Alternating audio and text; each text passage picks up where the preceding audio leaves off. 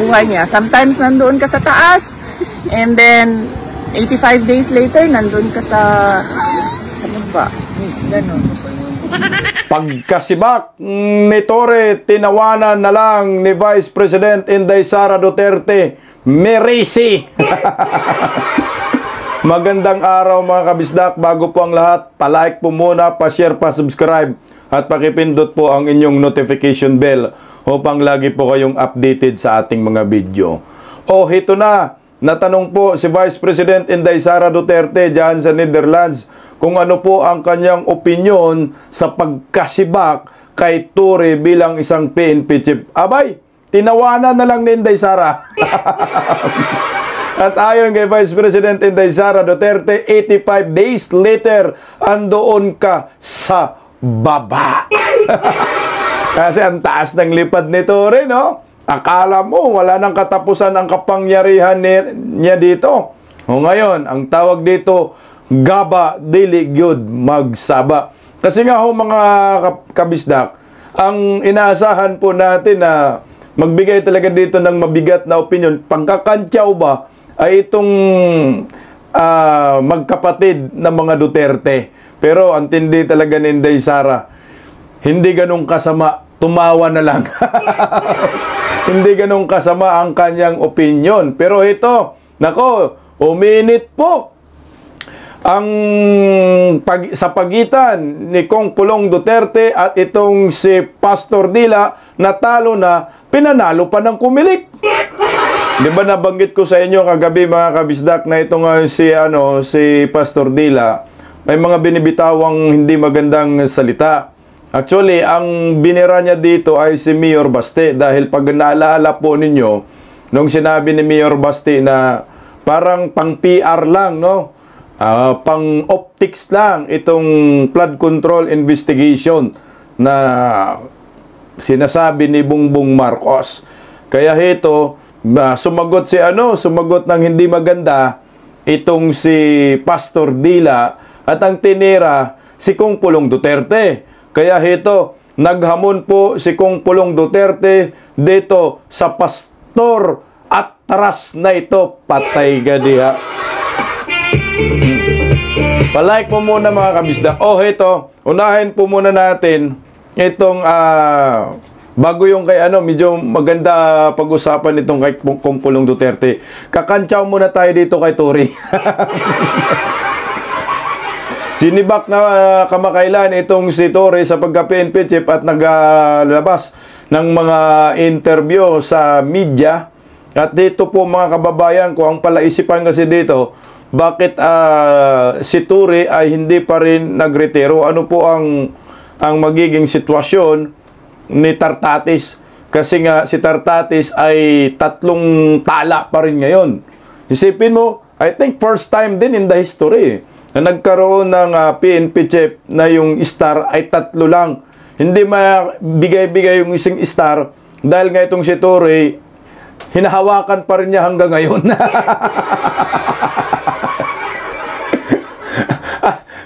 Ayaw pa rin niya makamove on na hindi na siya PNP chief. Torre, bigay mo na yung star mo. Bihira ka naman eh. Kaya nilinaw po yan ng Napolcom na kahit 3 star lang po itong si Tartatis, pero ang kanya paring kapangyarihan ay full PNP chief. Ang kaibahan lang po dito ay yung star. Kasi hindi po pwede na 2 ang 4 na star. Hanggat hindi po si Torre matauhan, 3 lang ang star ni Tartatis. Grabe, ginago talaga nila yung institusyon ng pulis, no? Under Marcos admin. Ito, pakinggan po natin yung balita para maliwanagan po tayo. Nilinaw ng Napolcom na buong kapangyarihan ng isang PNP chief ang hawak ng acting chief na si Police Lieutenant General Jose Melencio Nartates Jr. Yan ay kahit hindi pa siya 4-star general, habang hindi retirado si Police General Nicolas Torre III. Nakatutok si June Veneracion. Siya na ang umuukupa sa Office of the PNP Chief at nakalipat na rin sa White House ng Camp Crame, ang official residence ng pinuno ng pulisya. Pero may hindi pa rin makukuha si acting PNP Chief Jose Melencio Nartates Jr. hanggang di nagre-retiro si dating PNP Chief Nicolas Torre III, ang ika-4 na estrella sa balikat. Sa batas kasi, isa lang ang 4-star general sa pulisya at hawak yan ni Torre. I'm still a policeman with a four-star general rank. Pero sabi ng National Police Commission o NAPOLCOM, wala namang diferensya kahit 3 estrella lang ang suot ni acting PNP Chief Jose Melencio Nartates Jr. PNP Chief po siya. Full po ang kanyang powers. Kaya po kailangan pong i-affirm ng NAPOLCOM yung kanyang acting capacity.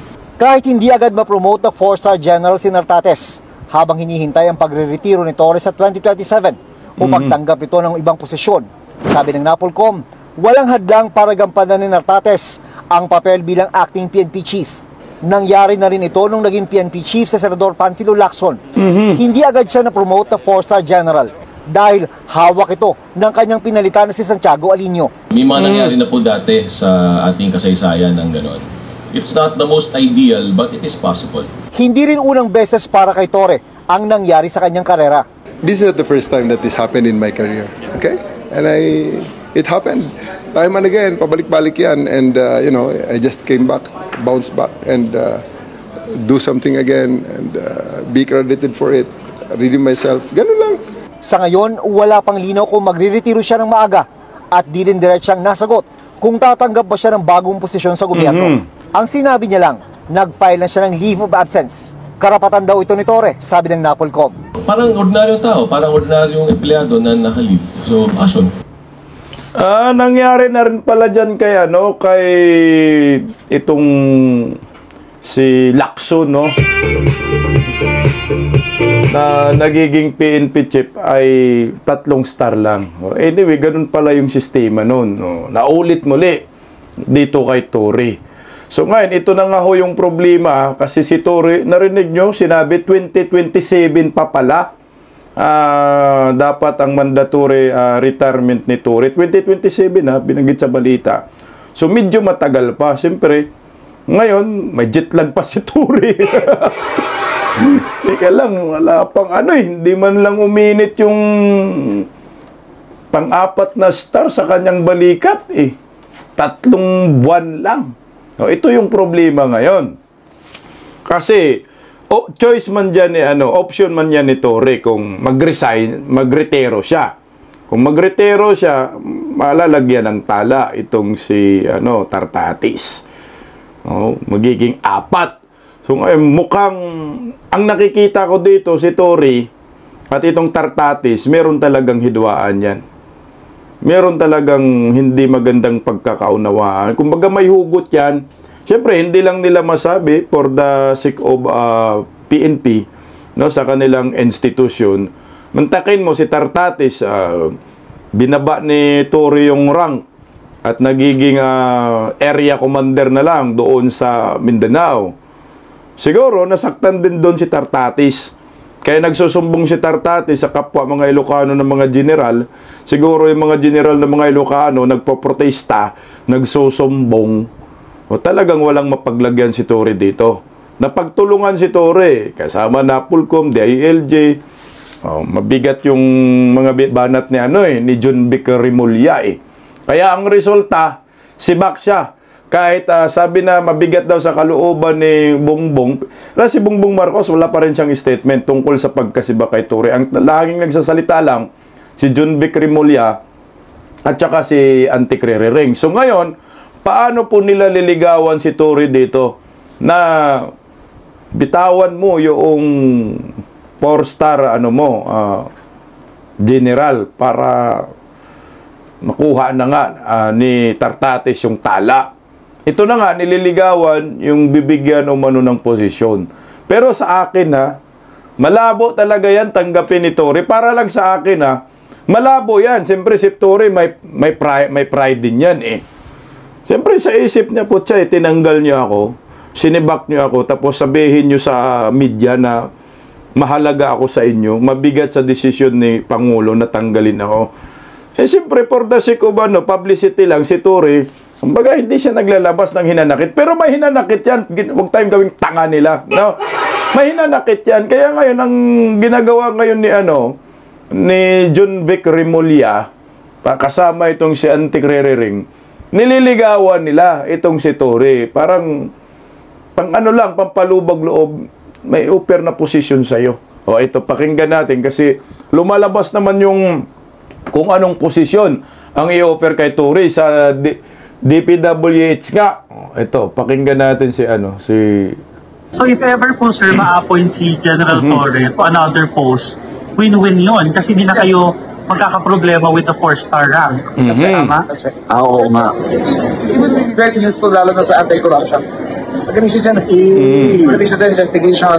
Can get to the bottom. Lalo na sa flood control na to. Flood control? Diba? Flood control. Contractor. Commission to the investigative unit. Commission into... That's just my opinion. It'd be a great addition to forming a commission to investigate that. Possible, bababa siya. It's up to him. I think every time naman it will solve itself. Tingnan mo ha, magaling maglaro to si Remulla eh. No? Magiging drug czar daw itong corruption czar itong si Torre sa DPWH. Tingnan mo ang kanyang linyahan. Magaling siya dyan. Torre, pinapasok ka sa bulsa talaga si Torre, oh. Eh, siyempre, i-build up po para tanggapin niya yung posisyon. Magaling siya dyan, yan. Magaling siya dyan. Tanggapin mo para wala na kaming problema sa 4-star general. Ganon yung mga diskarte nila. Pero iwan ko kung si Torre magpagamit pa rin. Pero kung merong pride mang kaunti si Torre na naiiwan sa kanyang pagkatao, pagkatapos siya utos-utusan, pagkatapos siya gamit-gamitin, ewan ko lang sa kanya kung magpauto pa rin dito sa mga birada ni John Vic at ng Marcos admin. Mantakin mo, ayan ang pang-uuto. Magaling siya dyan. Magaling siya mag-imbestiga sa corruption. Kung tutusin, kung magaling, hindi sana sinibak ito, di ba? Gawawang Torre, iyak na lang, no? Kung magaling lang si Torre, hindi mo naaabot sa punto na sibakin mo yan. Hindi magaling. Pinagkaisahan mo, sinabi mo lang na magaling si Torre for the sake para magkaroon na ng isang tala. Itong si Tartates, kasi yung tala na isahawak ni Torre, parang Encantadja lang yan, Brilyante. Yung star na yan, kung ako naman Torre, papahirapan ko itong mga muklo na ito, di ba? Total, tinabla naman ako ninyo. Total, pinahiya naman ako ninyo. Ginagawa nyo naman akong keko. Tignan natin. At wala naman akong kasalanan. Kaya nag-live si Torre muna. Muni-muni muna tayo. Muni-muni. Total, wala naman akong kasalanan. Sabi ninyo, wala akong kasalanan. Pero sinibake, parang hindi tumutugma yung mga rasones at mga dahilan ng mga gabinete ni Bongbong Marcos sa pagkasibak kay Torre. Kasi kung wala kang kasalanan, edi sana hindi mo sinibak. Walang kasalanan, sinibak niya eh. Wala lang, kaingit lang siguro, sapawan. Ganoon naman talaga. Sapawan sa kapangyarihan. Kasi si Torre, kasi nagli-level up si Torre eh. Ang kapangyarihan ni Torre, biglang Kim Jong-un ng Pinas eh.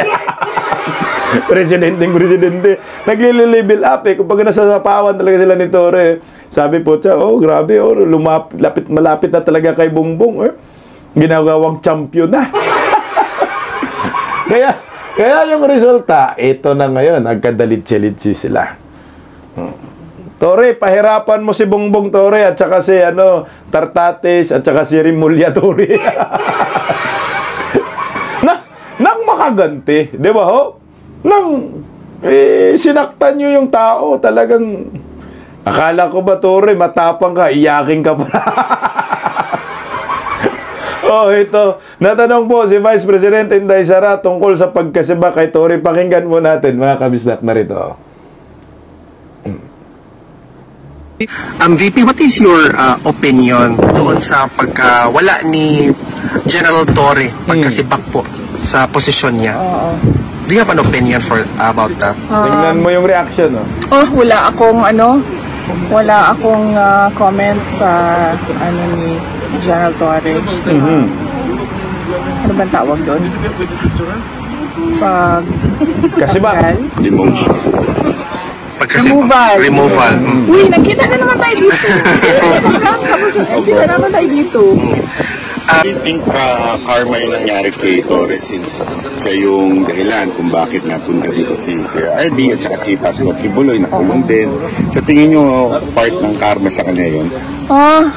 Hindi ko kasi masabi kung karma ba yun o hindi kasi Diyos lang naman kasi talaga ang makakapagsabi no kung ano yung karapat-dapat para sa isang tao.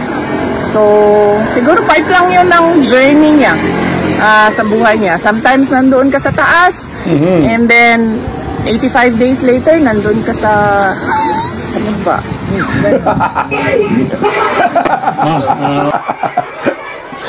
Narinig niyo yung background, may biglang tawa. Parang may hugot si Banat Bayata. Yun. Sometimes nasa taas ka, 85 liters, nandoon ka na sa baba. Alam mo, si Inday Sara gustong tumawa, kaso nga lang pinipigil. Natawa naman si Inday Sara, pero hindi masyado yung bulgar na pagtawa, nasa ilalim yung tawa, no? Parang ganun lang ba? Kita mo yung tawa ni Banat Bayata. Alam nyo po, bilib po talaga ako sa pagka-professional ng mga Duterte. Kasi sabi ko nga ho sa inyo kung meron man ngayon matuwa at kung meron man ngayon ay magsaya, no? Sa pagkasibak ni Torre, ang mga Duterte. Dapat pagtatawanan ng todo, pero hindi. Light lang, light. Nandun pa rin yung professionalism ng mga Duterte. Kahit si Mayor Basi, di ba? Natanong din yan, sabi ni Mayor Basi, walang pakialam dyan sa taong iyan. Wala naman talaga ang pakialam sa taong iyan. Zero yung halaga ni Tory sa kanilang pamilya.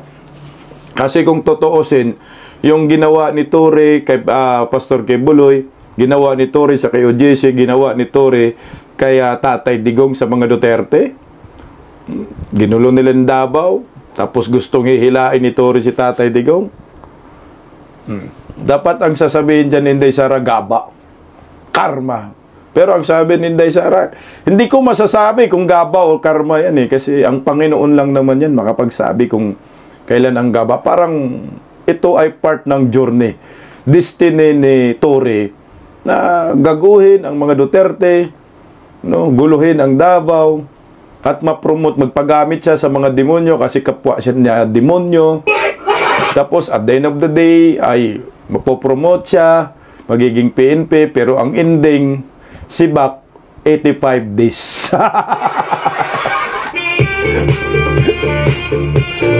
Tingnan mo itong mga Duterte, dapat sasabihin hindi, Sara Merisi, gaba na yan. O, di ba? Ganun.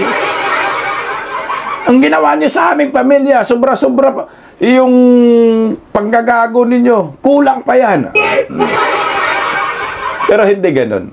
Ang pamilyang Duterte, meron pa rin silang professionalism.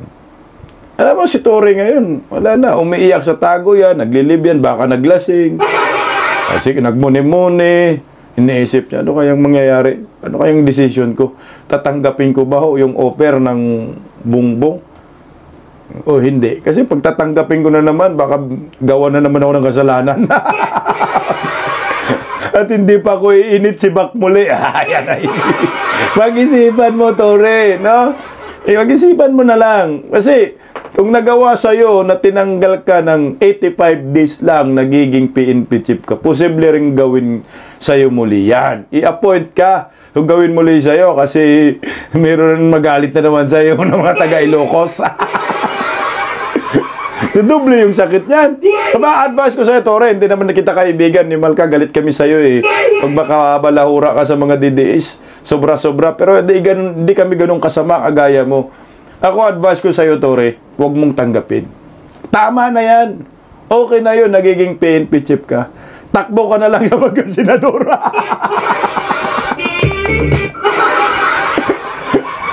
Takbo ka na lang sa pagkasenador. Malay natin, manalo ka, boto ka naman Dilawan.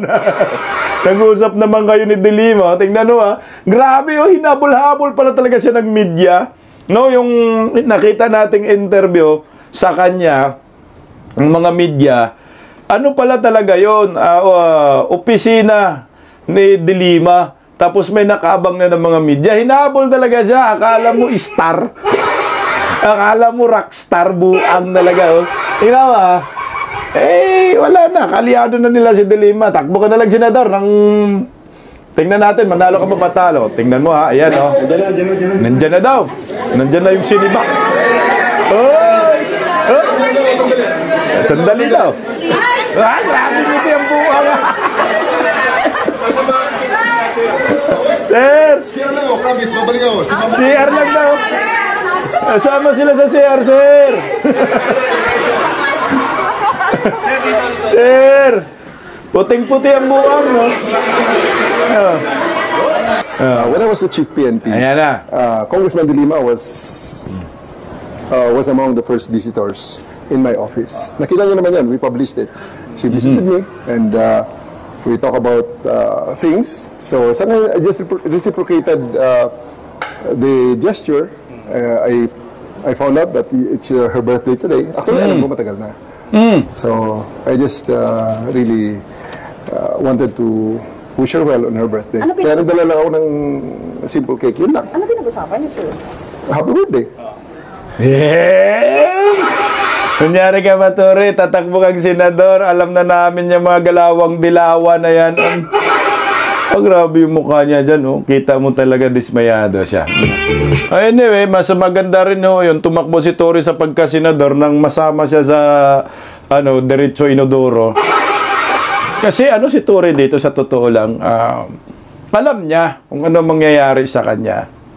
Wala na siyang kapangyarihan at ang mga Duterte, Inday Sara, sure presidente naman yan. Kumbaga wala na siyang pupuntahan dito. Magiging ordinaryong tao na lang siya. So mag-iisip siya, kailangan pagdating sa 2028, may posisyon ako sa gobyerno. Maging senador man lang kasi kung wala siyang posisyon sa gobyerno, mabubulok siya sa bilangguan. Yung ginawa niya sa pamilyang Duterte, walang kapatawaran yan. Ngayon lang, hindi lang makapagsabi ang mga Duterte kasi nga, siyempre, mahirap pa ngayon magsabi at saka yung buhay ng mga Duterte, talagang ginigipit at iniipit sila. Pero pagdating sa 2028 yan, magtago ka na lang, Tore. Kaya siguro naisip niya, baka magaya ako kay De Lima.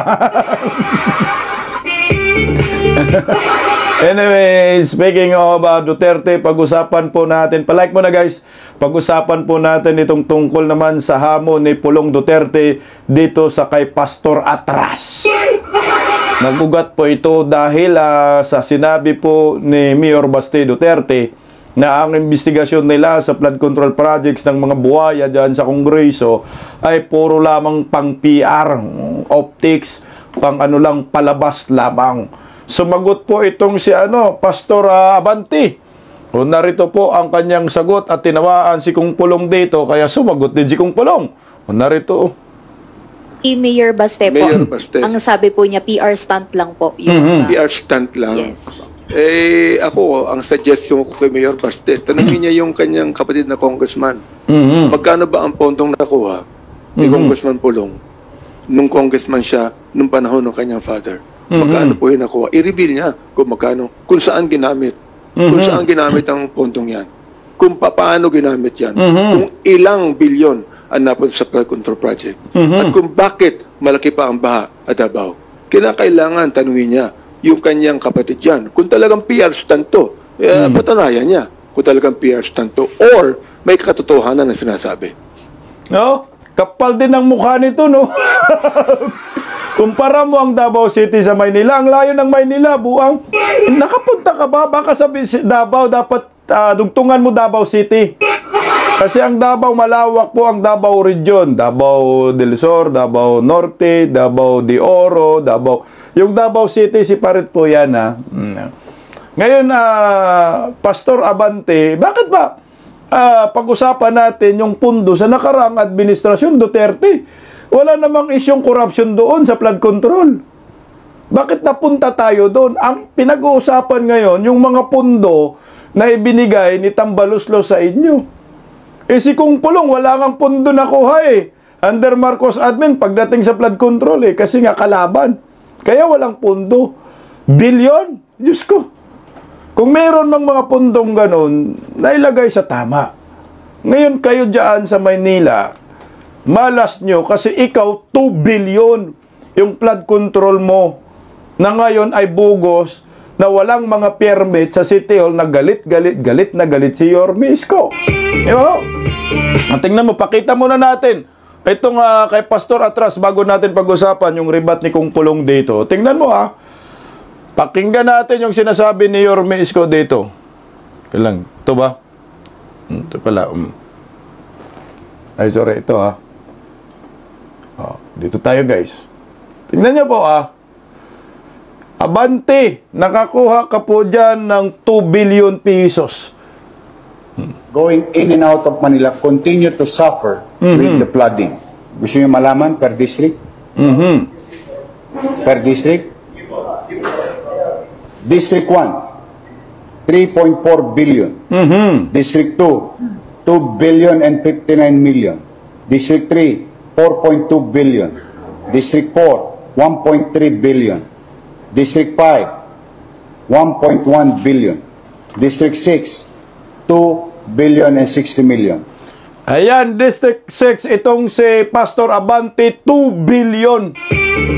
2 billion total po ng flood control project sa Maynila. Total of 14 billion, 313 million, 132,309 pesos and 12 centavos from project allocation for the year 2022, 2023, 2024, and 2025. At malamang sa hindi, kulang pa yan. Kasi ang lahat ng ito ay kinuha lang namin sa website ng Pangulo. Ibig sabihin, itong sinabi ni Yorme Isko na 2 billion dito kay Pastor Abante, ay mas malaki pa pala yan. Kasi nga yung kuha nila ng datos doon lang sa website ni Bongbong. So kung imbestigahan mo talaga ito, hindi lang 2 billion itong nakuha ni Pastor Abante sa flood control. Ito po yung sagot at hamon ni Kung Pulong dito kay Pastor Dela. Medyo may Bisaya guys, yung pero i-translate po natin sa Tagalog, mga kabisdak, sa mga hindi nakakaintindi ng Bisaya. Ito na.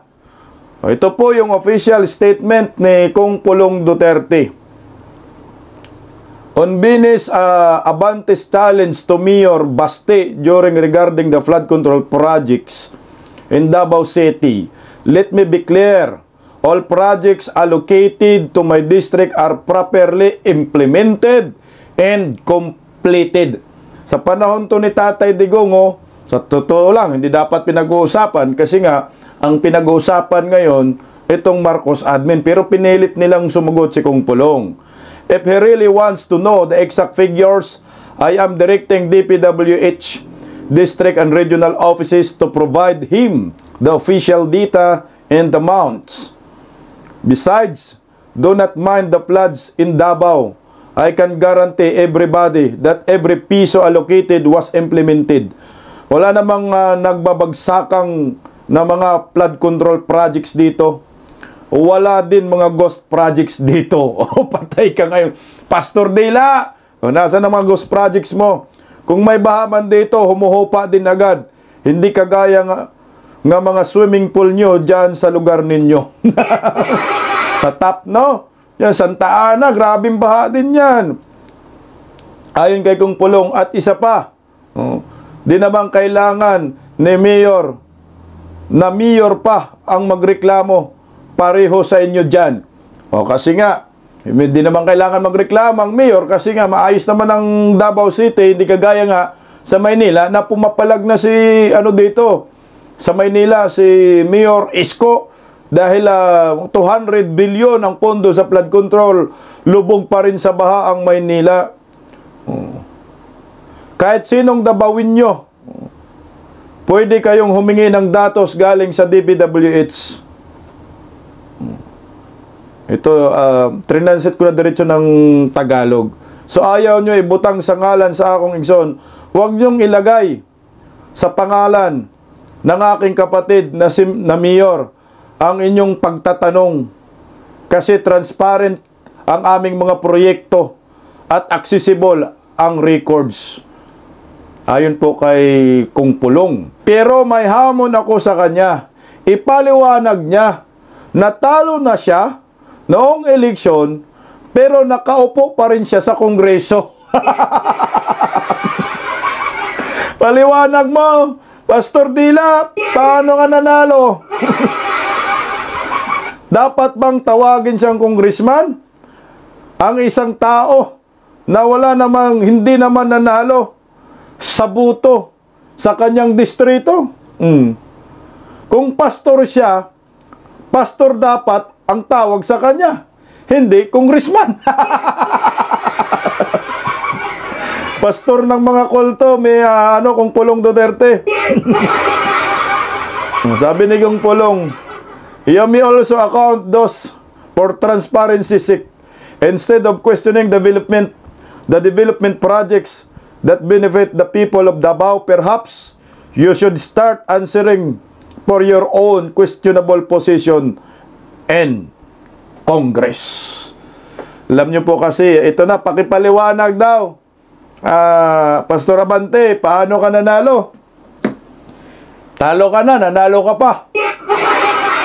Nakaupo ka pa sa pwesto, magkano ang presyo mo kay Budlat? Mahirap yan sagutin, Kung Pulong.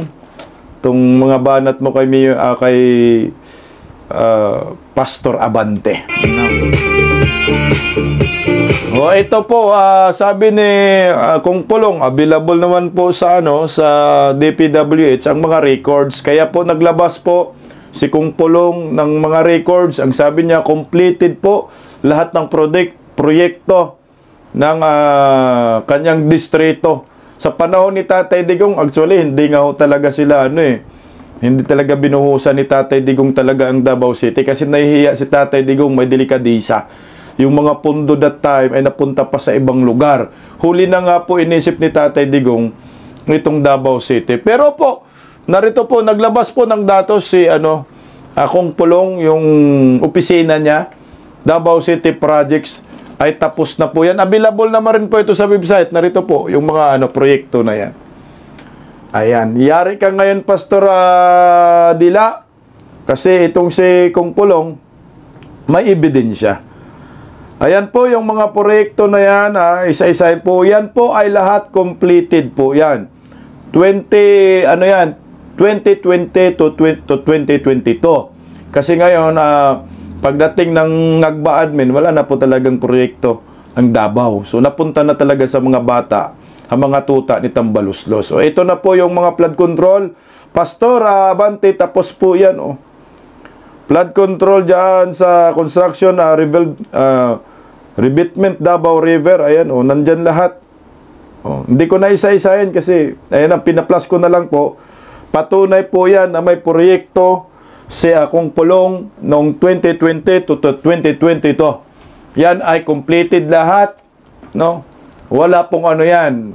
Wala pong corruption dyan. May resibo. Ang tanong, ikaw, Pastor Abante, meron ka bang resibo sa flood control na mahalagang 2 billion pesos? Patay ka dyan. Ang mahirap, sagutin. At bakit mo maki-question tong Davao City? Tingnan mo. Napakaganda. Yan, I think siguro, part din siguro yan sa project ni Kung Pulong Duterte, kung hindi ako nagkakamali. Ayan, Coastal Road area dyan sa Davao City. Yan ang patunay. Walang korupsyon sa Davao City. Kasi kung may korupsyon pa yan, hindi ganyang kaganda ang Davao. No? At hindi mananalo ang mga Duterte. May baha, pero humuhupa agad. Noon naman kasi din dito sa Maynila, may kunting baha, umuhupa agad. Kasi naasikaso pa, pero ngayon wala na. Wala na. Yung baha dito hanggang bubong na, pati nga yung bus dyan sa TAF, lampasan ng tubig Ewan ko lang kung anong ginagawa ng mga kongresista sa Maynila, yung 200 billion. Pero ito ang patunay. Walang korupsyon sa Davao, kahit piso walang utang ang Davao City. Ganong kaganda po ang syudad, ganong kagaling mamamahala ang pamilyang Duterte. Good luck na lang sa'yo, Pastor Abante. Maglabas ka rin ng resibo kasi si Kong Pulong may resibo. May resi ka. At ikaw, General Torre, huwag mong tanggapin yung posisyon kasi gagawin uli nila ang ginawa sa'yo na pagsibak. Bisdak Pilipinas, God first.